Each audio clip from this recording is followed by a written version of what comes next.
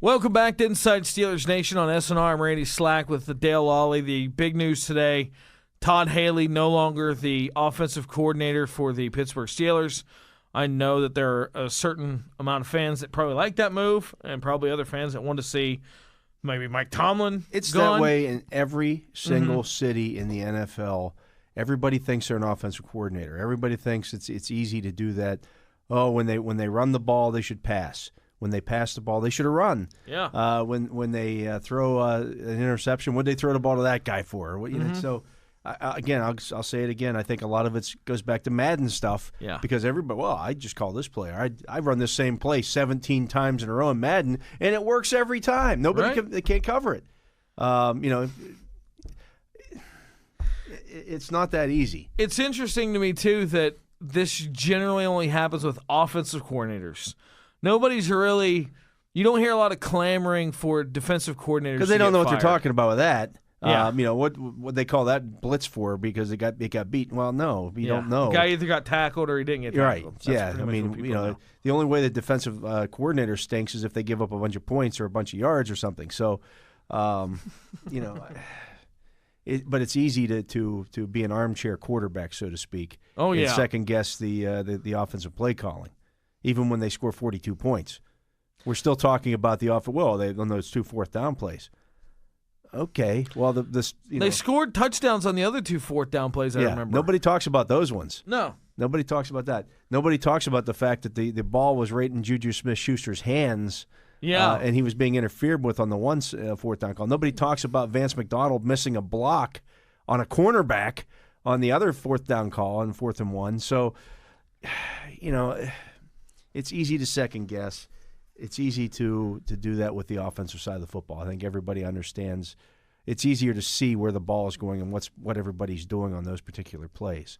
And so, it's much more open to criticism. Yeah, and I feel like, Todd Haley did, when he came in, it seemed like everybody was just talking about how the Steelers would run 1,000 bubble screens and that they did all this kind of stuff. And, I don't know if that was really the case. And we saw some inventive things. The inside little pitch move that they used a lot with Juju Smith-Schuster with some other guys.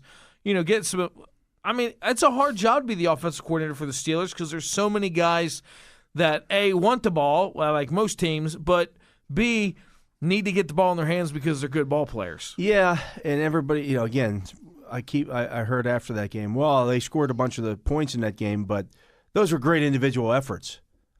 Again, they didn't come up with these on their own.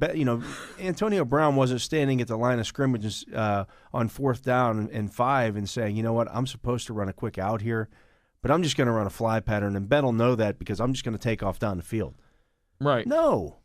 Again, they talked about this. This is something that they came up with. This was a plan that they came up with, and it worked. The touchdown to Martavis Bryant on 4th down.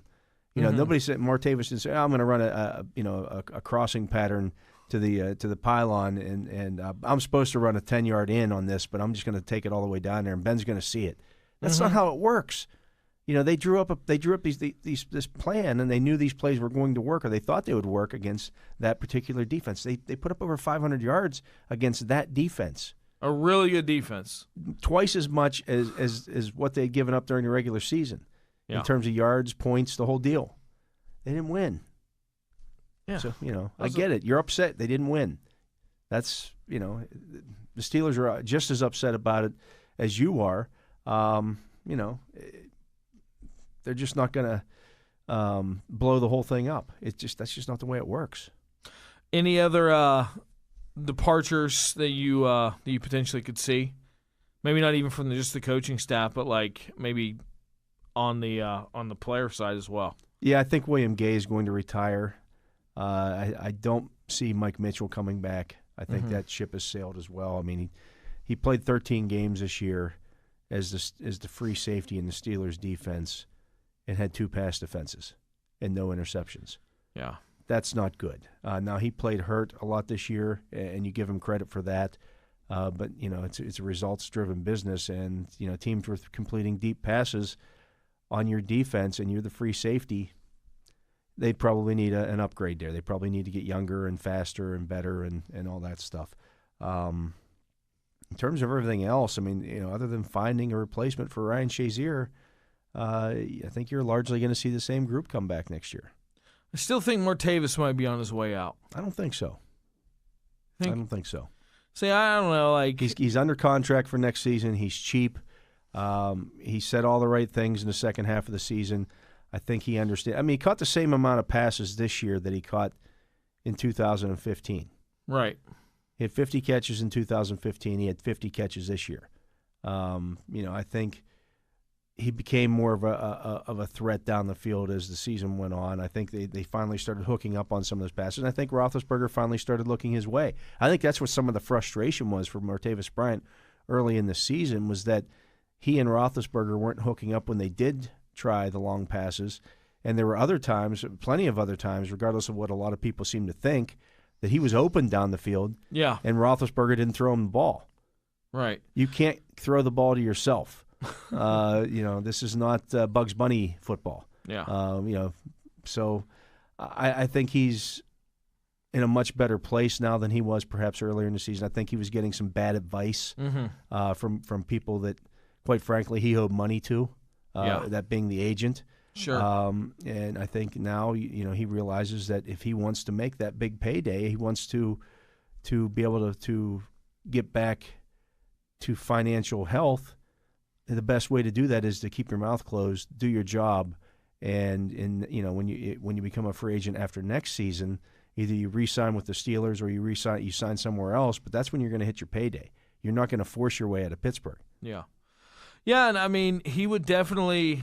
All signs point to him getting a payday, I would think, if he continues what he did this year, especially that second half, because he is a big, speedy target, and teams need guys like that. And to your point about him being open and Ben not getting the ball, I mean, we've definitely seen times this year where Ben would would rely a little bit on Antonio Brown more than maybe he should. At the same time, Antonio Brown's awesome and the best receiver in the league, so. I can understand if all else fails, you're going to throw it to 84. But yeah, Martavis. I don't know. I just if you have a guy who's not happy, and he did seem more happy as the season went on, but if he's not happy and if Bell's not happy, you can't have a lot of guys. We can't have another season like we had this year, with all the distractions off the field and all the weird stuff that was going on and the unnecessary stuff. That's just me anyway. We need less of that on the social media. I mean, the team does. It's good for me because we get paid to talk about the team, and when they do silly things, then that gives us fodder for the show. Yeah.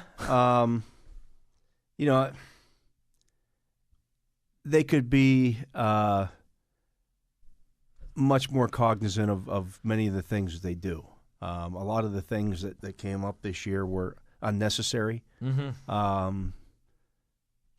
And maybe they learned some lessons from this. I mean, talking to Le'Veon Bell like 3 weeks ago, it was either before or after the Cleveland game, and he's talking about how much more mature that this team was. They didn't need to be told not to do a Facebook Live video in the locker room. Guys just kind of understood that. Well, apparently they need to understand, what you can or should and should not put out on social media, what you should and should not say during the regular season, what you shouldn't, should or should not talk about your contract issues. Yeah. But those are minor things. They really are. They don't matter a hill of beans in a locker room. The Chicago situation was a distraction. Yes. The way it went down, the way it occurred the day before the game. But I don't know that wasn't a distraction for many of the other teams around the league as well. That's true. That was kind of a freaky week in the NFL. There's nothing you can do about Ryan Shazier getting hurt on the field. I mean, that is what it is, as unfortunate as it is. There's nothing you can do about your team president, your team owner, dying in the offseason. That is what it is. That's life, much like the Shazier injury. I mean, that's part of the game. I didn't see anything this season that really affected their play on the field like those two things. Yeah. None of it really affected them on the field. To me. Maybe I'm wrong. But that's just the way it seemed to me. Yeah, I think most of the off-the-field stuff, because, even there were times where, people said that, Todd Haley was yelling at Ben, and he said he was yelling at an unnamed coach, and Ben wanted Todd Haley in the press box. And even their relationship, the whole time, they haven't had a great relationship. It didn't affect anything they were doing on the field. They put up a lot of points. They were one of the most dangerous offenses in the league. Even without, when Antonio Brown went out, like if you look at that Patriots game, the offense didn't just fall off because they lost the best receiver in the game. They were able to keep everything going because they had a pretty good system in place. They have a good quarterback, and they have a lot of other talented guys on and off the field. Yeah. Yeah. Right. They do. We will definitely talk about this more tomorrow. I'm sure with Matt Williamson. We'll have something new to talk about tomorrow, probably. Yeah, I mean, for all we know, who knows? Maybe they'll trade Ben Roethlisberger. We have no idea what's going to happen. That would be about par for the course. Yeah, I'm going to go on the record and guarantee that doesn't happen. Okay, you heard it here first. Breaking news: Ben Roethlisberger not being traded by the Pittsburgh Steelers. You say that now. If he was a Pirate, all bets are off. Totally different story. Coming up next, Steelers Power Hour with Stan Savran, Jerry Dulac, and the DV Morning Show next on Inside Steelers Nation on SNR.